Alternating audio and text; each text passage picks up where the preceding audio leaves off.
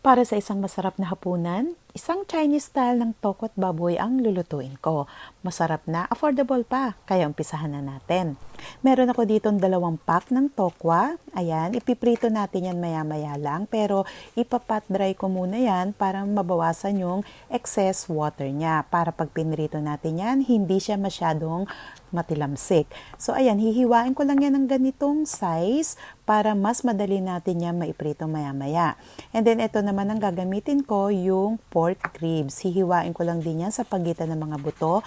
Kahit anong parte ng baboy ay pwede nating gamitin sa ating tokwa at baboy. Yan, ibababad lang muna natin yan saglit sa toyo, paminta at ang ating garlic powder na mga ilang minuto lang. At ngayon, habang nakababad yan, magpiprito na tayo ng ating tokwa. Ayan. Until mag-golden brown lang yan. Ngayon, habang nagpiprito tayo, kailangan maggisa-gisa na rin tayo. Ayan, inuna ko na yung ating luya.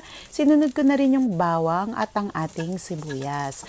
Ayan, igisa lang natin yan hanggang magpula or mag-golden brown ng kagaya nito. Pag okay na yan, yung minarinate natin kanina, pwede na natin isama. Halo-haluin lang natin yan at takpan saglit. After ng ilang minuto, i-check lang natin ulit yan at halo-haluin para naman kahit paano ay hindi manikit sa ating kawali. Tinakpan ko lang ulit yan at pinakuluan at pagkatapos tinimplahan ko na ng ating mga pampalasa na kagaya ng garlic powder, paminta, konting toyo at ang ating oyster sauce na pampalasa din yan. At syempre halu-haluin natin yan para makot na ng mga pampalasa yung ating karne. Takpan natin yan, pakuluin at hintayin natin lumambot. At habang nakasala nga yan, namitas muna ako ng parsley dito sa aming likod bahay. Kainaman lang talaga na meron tayong tanim ng mga gulay para kahit papano at kakailanganin natin, hindi na natin kailangan bumili pa sa grocery o sa palengke. Ayan, hinugasan ko na yan at chinap ko lang yan talaga ng maliliit.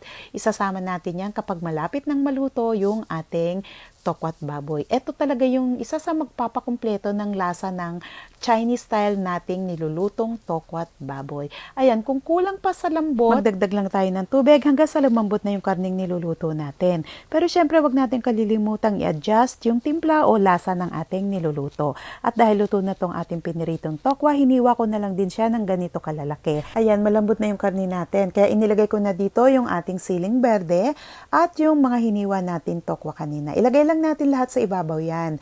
Nagdagdag nga pala ako dito ng 1 tablespoon ng hoisin sauce. Manamis-namis ang lasa nitong sauce na to na parang oyster sauce lang din. Pero kung wala kayong ganito, skip nyo na lang yan. Pwede kayong maglagay ng mga 1 tablespoon ng brown sugar pang balanse lang ng lasa ng niluluto natin. At nagtunaw ako dito ng cornstarch, pampalapot ng sarsa. Masarap yung medyo malapot yung sarsa at nanunuot na doon sa ating tokwa at baboy. Takpan lang yan saglit at pag okay na kumulo na, pwede na nating ilagay yung ating chinap na parsley. At kung meron kayong crispy fried garlic, isama nyo na rin yan dyan sa ibabaw at pandagdag lasa din yan. Ayan, ready to serve na ang ating Chinese style na tokwa at baboy. Enjoy! Happy cooking! Have a blessed day everyone!